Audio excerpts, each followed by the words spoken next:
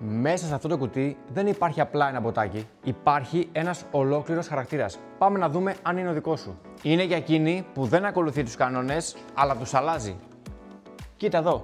Δεν τη νοιάζει τι είναι στη μόδα, τη νοιάζει αυτό που φοράει να λέει κάτι για εκείνη. Είναι ένα καουμπόικο μποτάκι με ασημένια μεταλλική λεπτομέρεια στη μητούλα και διακοσμητικά τρουκ στο πλάι. Είναι στάση ζωής, όχι απλά παπούτσι. Και πάμε στην influencer, αυτή που θέλει να τραβάει τα βλέμματα και ξέρει από μόδα. Η απόλυτη fashion trendsetter που ορίζει τι θα πει μόδα και δείχνει και στις άλλες πώς θα το βάλουν. Καουμπόικη με καστόρ υλικό και διακοσμητικά στρασάκια. Έτοιμη να γράψει το επόμενο viral post. Και φυσικά η Dancing Queen. Εκείνη που ζει για τη στιγμή που θα ανάψουν τα φώτα και θα παίξει το τραγούδι της. Χρειάζεται μια μπότα που να λάμπει το ίδιο με εκείνη.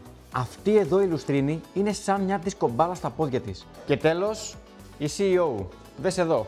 Η μέρα της έχει non-stop calls, meetings και business dinners. Χρειάζεται μία μπότα που να μην κουράζει και να της δίνει και την κομψότητα που πρέπει. Όπως αυτή εδώ η εντυπωσιακή κροκό με το πολύ σταθερό τακούνι. Κάνε tag τη φίλη σου και πες μας ποια μπότα της ταιριάζει.